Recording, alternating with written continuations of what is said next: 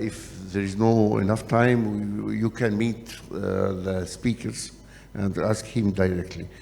Next lecture would be provided by Dr. Aya Shukry, Director of MRI, and will speak about the visual language of CNS vasculitis, what radiologists need to know.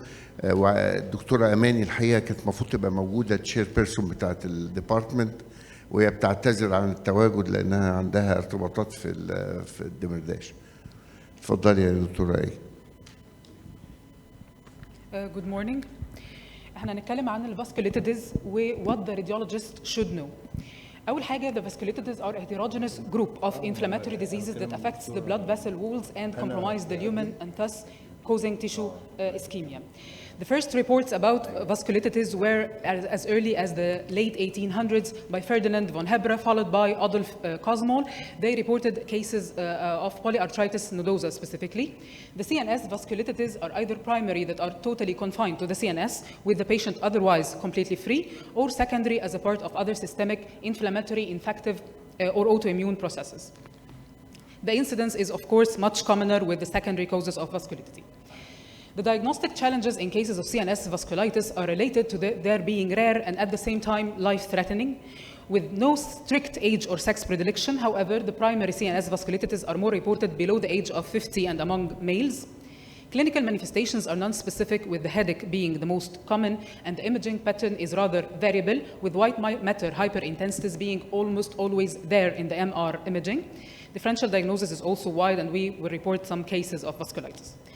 The clinical presentation, at first, the onset is usually insidious and slowly progressive. However, acute beginnings in the form of like seizures or focal neurological deficit can also occur. The presence of constitutional symptoms is rare and usually refers to causes of secondary vasculitis. A whole panel of laboratory tests is usually ordered in order to exclude the secondary and autoimmune causes of CNS vasculitis. So this is the role, and also to identify the disease activity, however, not specific for the CNS vasculitis itself. The brain biopsy is the gold standard for the diagnosis, requiring sufficient sampling to include the small vessels, taken from an area preferably abnormal on MRI, and if random sampling is inevitable, it's usually taken from the non-dominant frontal lobe in order to minimize the neurological deficit later on. The biopsy reveals transmural involvement of all layers of the blood vessel wall changes ranging from the inflammation early up to necrosis, and exclude other non-inflammatory causes of blood vessel disease. The risks of invasiveness and complication is there, with low sensitivity as low as 30 to 50%, which we try to increase by including a sufficient sample, as we said earlier. Early steroid treatment of the patients before the biopsy being taken also compromises the results. Radiographically, the cerebral angiography is the gold standard for the imaging, including the digital subtraction angiography, CT, and MRI, with the later two being less sensitive compared to the digital subtraction angiography. The angiographies are more sensitive with the vasculitis involving medium-sized and large-sized vessels, and less sensitive with the small-sized vasculitis, usually appearing as segmental stenosis involving multiple cerebral arteries, followed by focal dilatation, giving that beading appearance. Arterial occlusions and aneurysmal dilatations are rather uncommon. MRI shows white matter lesions that are almost always there, with normal MRI making CNS vasculitis very unlikely. These white matter lesions in the T2 and the flare are usual bilateral, diffuse, discrete to confluent white matter lesions. Also, recent infarcts together with older infarcts, so infarctions of variable ages, are a common presentation in the CNS vasculitis. Parenchymal hemorrhages, ranging from the more prevalent solitary microhemorrhages to a combination of micro and macro hemorrhages, is also a common presentation. Subarachnoid hemorrhage is rather uncommon in CNS vasculitis. Post-contrast enhancement, from the more prevalent dot linear pattern and nodular pattern down to the perivascular and patchy leptomeningeal enhancements, are also a presentation. Vessel wall enhancement, rather the specificity for identification and the follow-up is still unestablished. However, it gives an idea about the disease with segmental, concentric, and homogeneous enhancement of the involved blood vessel wall. Also, the disease follow-up usually shows regression of the enhancement with favorable response to the treatments. This is why it's not specific nowadays, because atherosclerosis, dissection, moya-moya, and reversible cerebral vasoconstriction syndromes all show different patterns of enhancement of the blood vessels on the high-resolution vessel wall imaging, being more of eccentric in atherosclerosis and dissection, concentric similar to the vasculitis in the moya-moya and the RCVS. Also on follow-up, atherosclerosis, only 30% show regression, dissection too. For the moya-moya, it's usually progressive enhancement, regressive on treatment with vasculitis, and spontaneous regression is to be expected in the RCVS. A typical MR presentation include large solitary white matter lesion with extensive surrounding edema and effacement and mass effect, and peripheral enhancement is there in this tumefactive tumor-like primary angiitis of the CNS.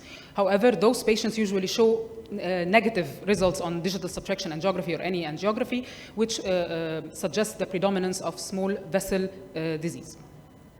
For the differential diagnosis, we will go through some cases involving, for example, this 46-year-old female presented with acute onset of left facial numbness and dysarthria. The patient is otherwise neurologically free. The labs show elevated CSF level of protein and anti-nuclear antibody titers, as well as anti-cardiolipin M.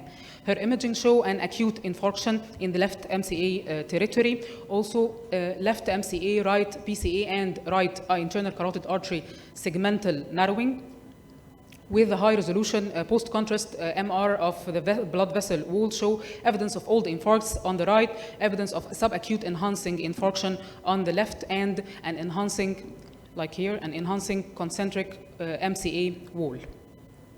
So the patient is a middle-aged female with focal neurological deficit and the infarcts of different ages, beading and narrowing on angiography and concentric vessel wall imaging with evidence of inflammatory and autoimmune elevated markers. It is a case of systemic lupus erythematosus complicating CNS vasculitis, a lupus vasculitis. The patient was treated with steroid therapy, pulse steroids for 3 days.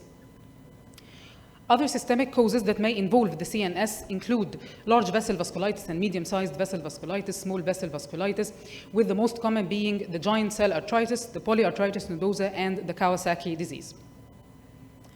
A child of 7 years that was presented by fever, irritability, agitation, and episodes of vomiting only developed the same morning. Neutrophilic leukocytosis and increased inflammatory markers with CSF proteins were seen on the lab work, and the mother stated recent chickenpox infection few weeks earlier. The patient the MRI showed a rather massive hemorrhage involving the left middle cerebellar peduncle and cerebellar hemisphere, with the angiography showing multiple beading appearance of the vasculitis. So this is a child with constitutional symptoms, recent viral infection in history and agitation. The MRI show macrohemorrhage, beading and narrowing on angiography with elevated inflammatory markers. So it's a case of varicella-zoster vasculitis.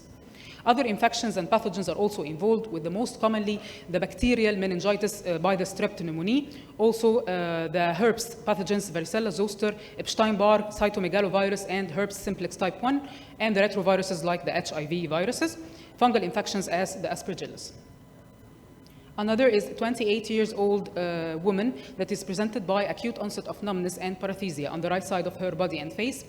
The patient is a known Graves' disease uncontrolled.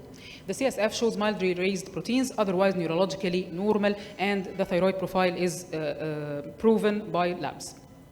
The patient showed multiple microinfarcts, multiple acute microinfarcts distributed bilaterally on diffusion-weighted imaging. Also, the MR angiography and the digital subtraction angiography showed bilateral supraclinoid internal carotid artery narrowing, which showed also circumferential enhancement in the vessel wall imaging. So it is a female patient presented with a neurological deficit with known history of uncontrolled Graves' disease, showing bilateral watershed infarcts, supraclinoid ICA narrowing, and concentric circumferential wall enhancement, elevated CSF proteins. This is a case of CNS vasculitic moya-moya syndrome in association with Graves' disease. The patient was treated by carbimazole and intravenous steroids, and she remained relapse-free for a period of 6 months.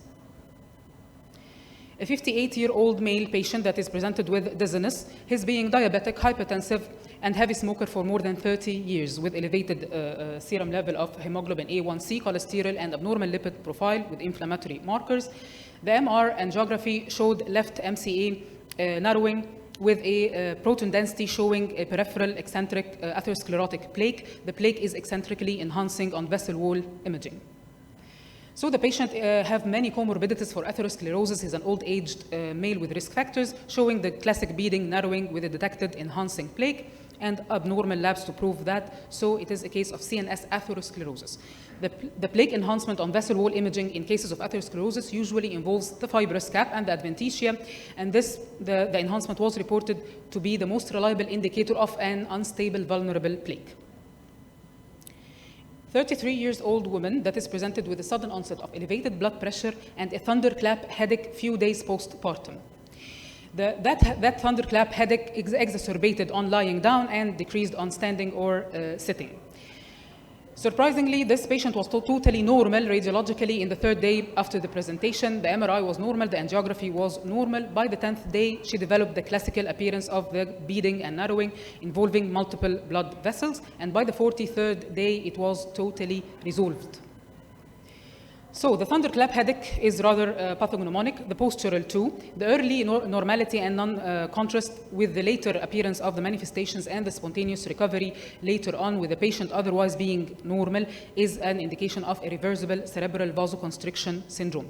This is another example for a case showing that classical beading appearance on angiography and enhancement, and on follow-up later on, up to 7 years follow-up showed total resolution of the beading as well as the enhancement. Our last case is a 31-year-old woman that is presented with a continuous, rather mild to moderate intensity headache for a period of 15 days, followed by signs of lateralization with left upper limb and lower limb weakness and slurred speech.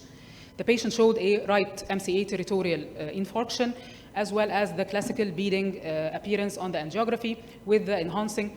Here's the affection is on the right side. This is thickened and narrowed and showed enhancement too. With the left side, that's the normal side. So the patient is a middle-aged female with mild headache and focal neurological deficits, showing acute infarction, beading and narrowing, and concentric wall enhancement. Every other single lab test or manifestation is completely normal. Patient is otherwise free. So this is, by exclusion, a case of primary CNS vasculitis. The patient was treated by injection of steroids for 5 days, followed by oral steroids and insulin. Later on, cyclophosphamide as per the protocol. The patient didn't have any recurrence through a year. So for the reporting, firstly, we have to state clearly the dedicated CNS vasculitis protocol to be used. We have to characterize the lesions, the location, age type of the parenchymal abnormalities as detailed. The vascular findings also can be described meticulously through the MRA and the high-resolution vessel wall imaging and enhancement. Suggest a differential diagnosis to be taken and correlate with the clinical context to avoid other differential diagnoses. Thank you.